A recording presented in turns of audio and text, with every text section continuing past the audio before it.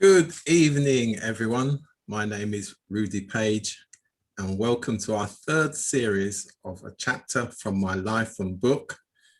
This week, we've got Joan Van Den Brink and Nick from Ealing Libraries. Nick, how are you?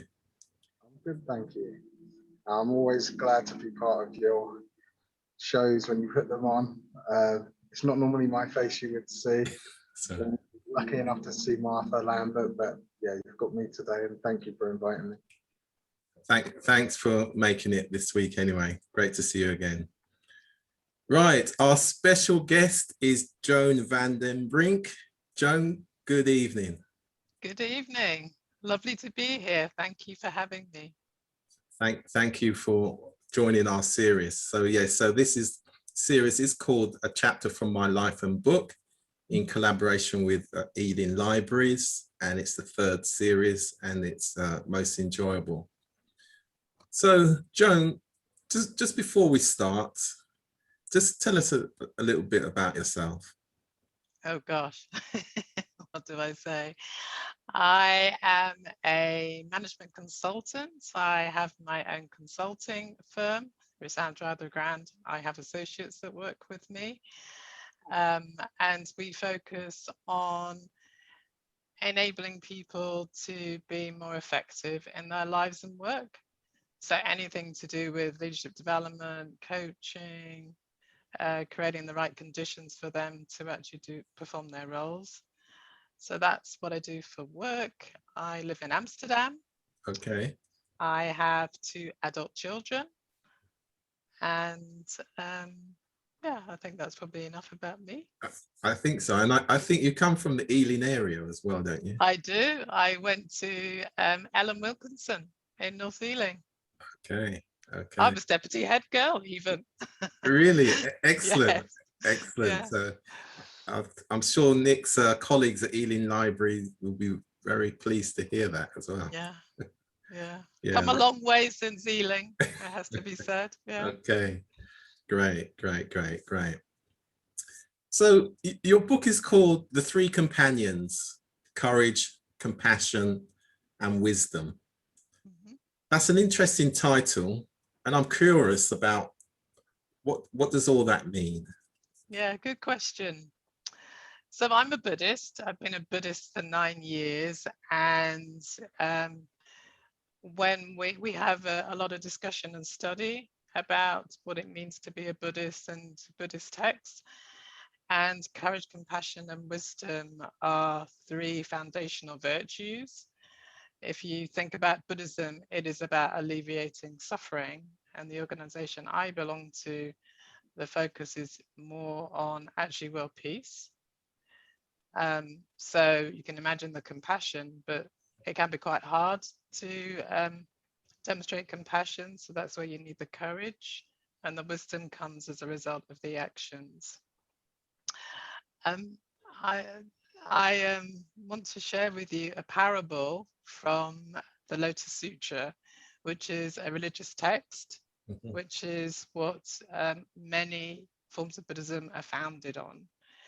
And it's there was a poor man who had a rich businessman friend, and he went to spend the evening with a friend, and they had a nice evening, drank wine, ate some nice food and conversation.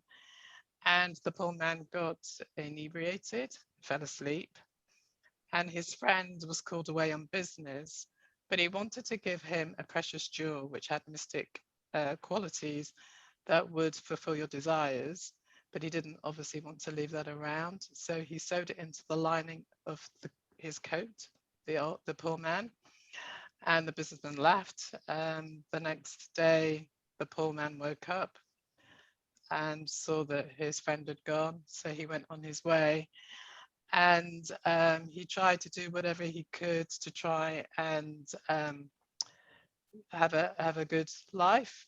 But he really struggled to actually sustain himself and became destitute.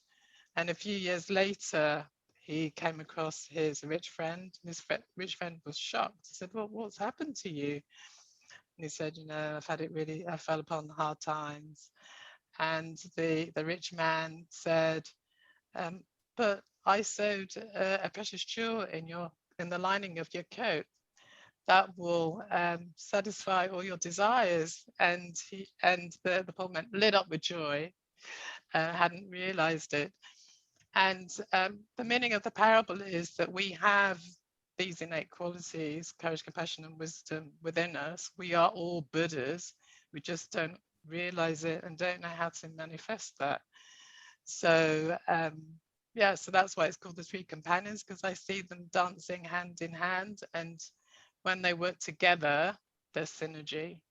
Whereas when they are used singly, then they're not as effective. Right, that's interesting. And just to kind of ask you a follow-up on that before I come to Nick then. Mm-hmm. So when you kind of meet someone for the first time, Mm-hmm. and you're going to help them, so what would be your first question to them? Are you talking about in the work? Yeah, in the work context, based on if they don't appear to be confident about themselves. Oh, you're talking about a lot of my coachees. So what would be my first question? I'm not sure I would ask the question. What I try to do is create a safe environment. So I try to put them at ease, and and I share personal information about myself, so they get to feel that I'm a person, and that's the same for them, so that we have a connection before we get into whatever it is that we're going to work on or look at together. Okay, I understand. So that would be your first action then. Mm-hmm. Okay. Yeah. Nick? So my first question would be, what is the purpose of your book, and sort of what were you trying to achieve when you came about creating the book itself? Yeah. So as I said, and as the parable said, these qualities are innate, but more often than not, we don't associate ourselves with courage, compassion, and wisdom. They seem lofty virtues.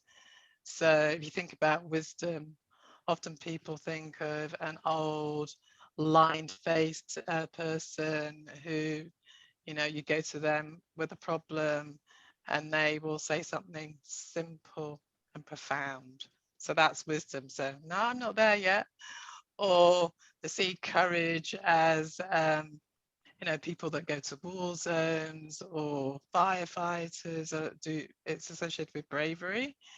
And compassion, if you think about what's happened in the last 15 months or so, and all the amazing things that people have done to help others in the time of the coronavirus, they see that as compassion. So people quite often feel it's distant from themselves. But when I had conversations with people, I thought, well, you sound very wise to me, or that was a brave thing to do, So I wanted to make it accessible for people to actually recognize that they do have these qualities, and if they want to develop them more, they can. And if you think about The Wizard of Oz, do you remember the film or the book, The Wizard of Oz, Dorothy? So her three companions, what were they looking for? Courage, brain, intelligence, Compassion and wisdom. Heart. heart. Looking for a heart. Yeah, so the lion was looking for courage. That's the Tin Man was looking for a heart, and the Scarecrow was looking for brains. But you could say that's courage, compassion, and wisdom. And when they got to meet the Wizard of Oz, he was an ordinary man, and it transpired they had those qualities all along. And so that's what I'm trying to do with the book, to help people realize that they have these qualities within them. So having said that, then it's something about the journey, because obviously they needed to display all those things in order to get there. Yeah. So, and I know I'm jumping ahead a little bit, but in the book, what I've done is feature featured people's stories, Mm. how they have or haven't shown courage, compassion, and wisdom. So, and there were different scenarios such as educating or developing yourself, parenting, dealing with sickness, dealing with death, leading change. So a whole range of different situations of which people either did show courage, compassion, and wisdom, or they didn't. And so, yeah, telling their stories. Yeah, so some of the lessons learned from experience. So Yeah, less lessons learned, I would say. It's yeah, more about, this is a situation I faced and this is how I went about it. And so my idea is that if you hear or read someone's story, you think, oh, well, that's similar to my situation. You know, people talking about how they've dealt with breast cancer, or how they've witnessed a parent dying, or how they haven't been there for a friend who was dying. So very moving stories. Can I ask a further question to that? Of course, yeah.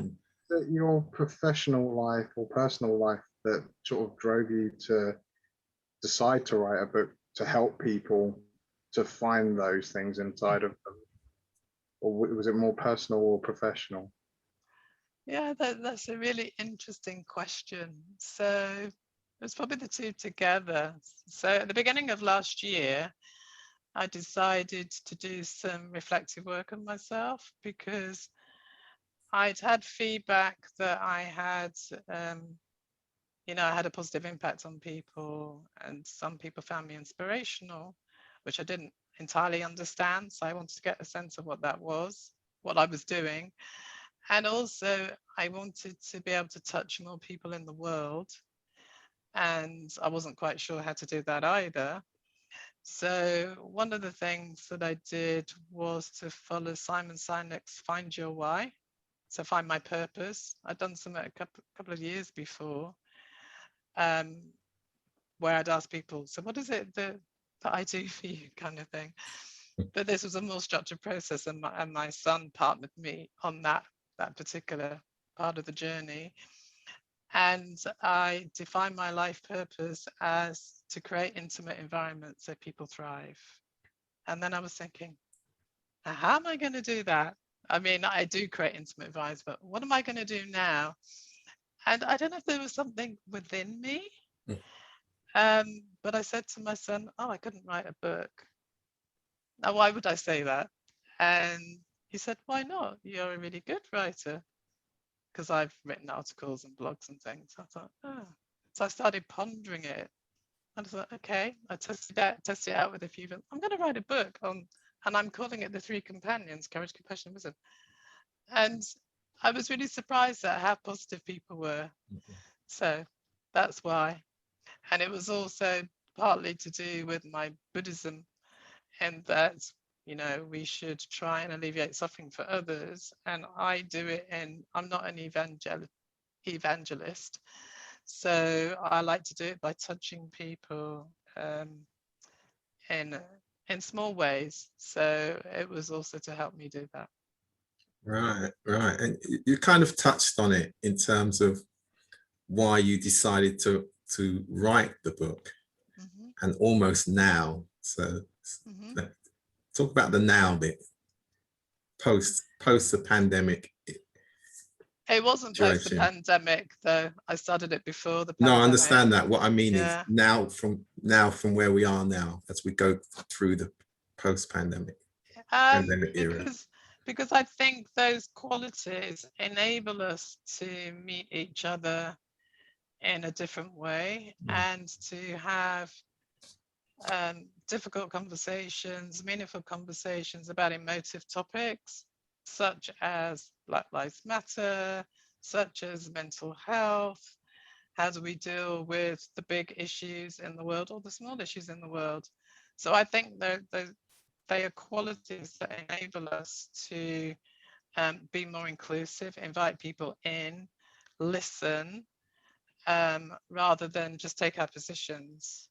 So I think there are always qualities that we will need. And in fact, I think we've needed them through the pandemic, because you know, our world's been turned upside down. So compassion can be for others and it can be for ourselves.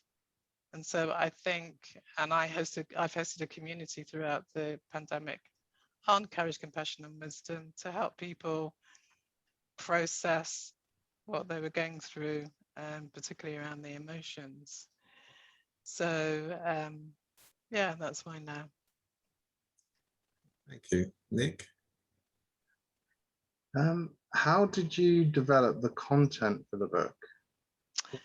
That sort of. Yeah, so having said I couldn't write a book, could I? I thought, so how do I do this? And I watched a talk by a lady called Sam Horn, who has written a number of books and runs a lot of writers' workshops. And the one thing that I took away from her was to generate original content. Nobody has your perspective. And so that gave me confidence to go out and write the book. And she also suggested that you interviewed people to get their perspectives on whatever it is that you were writing about. Now, courage, compassion, and wisdom was a little bit different in that sense, because I think she was talking about more simple things like, well, I say simple, but more straightforward things that you would ask how people do things. But anyway, I conducted interviews and I developed a protocol where I explained why I was doing it. I had a bank of 10 questions.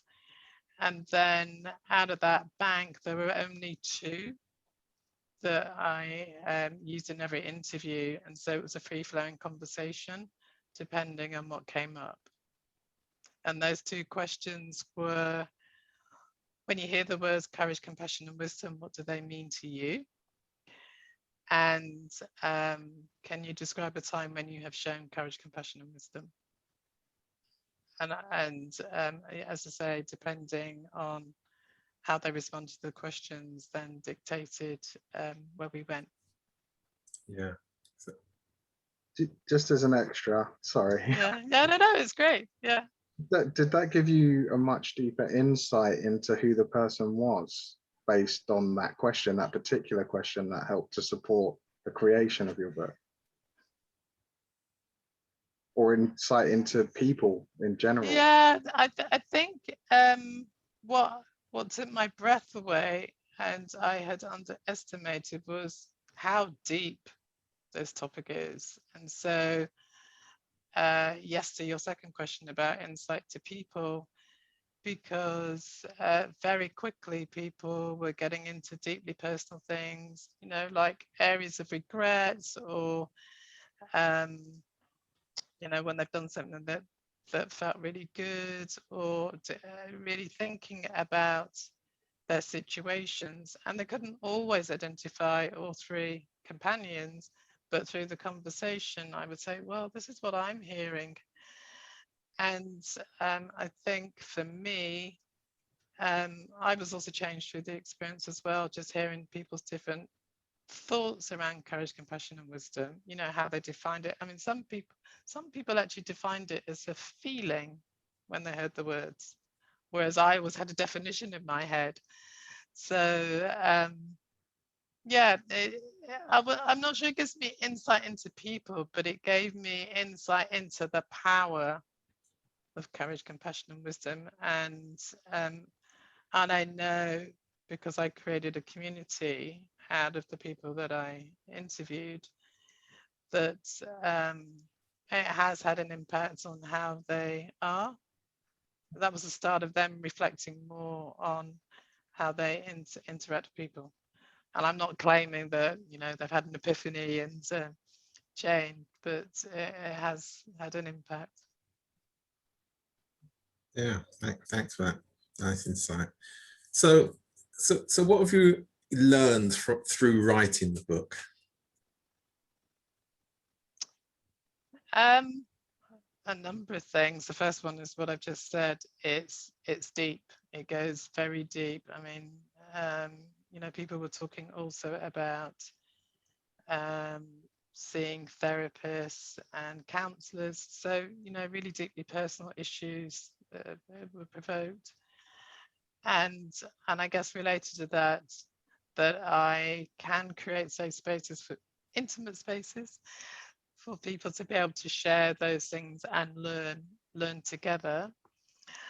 The other things I've learned is in analyzing the stories, there seem to be, and it's a hypothesis, like 5 conditions that help you show courage, compassion, and wisdom more often. The first one is self-compassion. And if you think about, not that we do that much these days at the moment, when you're on a plane, the safety information, put on your own oxygen mask before you help others, is that kind of thing. We need to resource ourselves to be able to help others or to engage with others. So that's what the self-compassion is.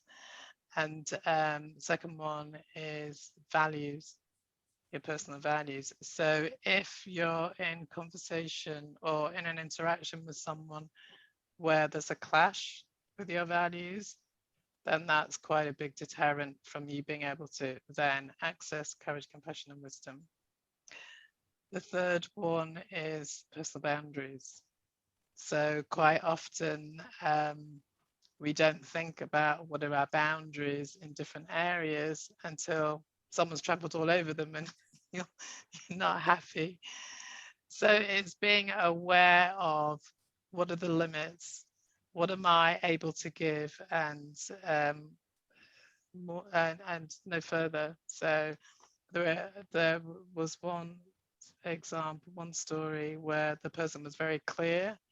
That's it. I've maxed out now. I'm not going to give any more. And there was another story where the individual felt bad. And so someone wanted to basically invade on an arrangement that they'd made, and didn't feel able to say no, but was really offended by the action. They'd overstepped the mark. So boundaries is one. Then it's having a supportive network. So in time, particularly because with courage, compassion, and wisdom, as I said, you can have those tough conversations, then it's useful to have somebody to, at least one other person to support you in that. And it's also about self-care. So what do you, and that's different from self-compassion. So what are the acts, what are the things that you need to make sure that you know you're healthy and have good well-being? So that's the other thing mainly that I've learned. That there's a few lessons there. Yeah, absolutely. Yeah. Yes. Yeah. Well, it's strong well-being lessons as well. Mm-hmm. So just sort of following from that, the whole issue around work-life balance has become quite confusing now in this era. What are your thoughts around work-life balance in terms of where we are now? You're asking the wrong person, because I work all the time. Yeah, that's a boundary issue, isn't it? I was talking about boundaries being important for courage, compassion, and wisdom.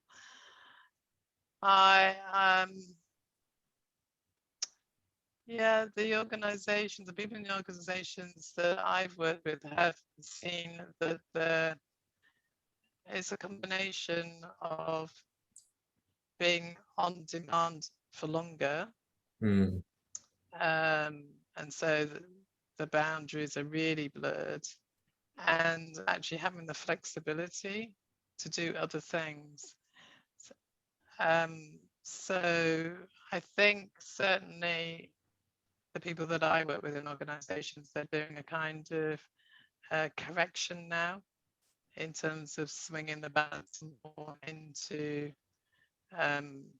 not having people on calls at 6 o'clock in the morning till 8 o'clock at night, which, you know, because you're there, you're not traveling anywhere, you're not flying anywhere, you're always available. So I think that has caused a lot of exhaustion in people, and a lot of stress, because there's a lot of extra pressure. You know, people were thinking they couldn't switch off.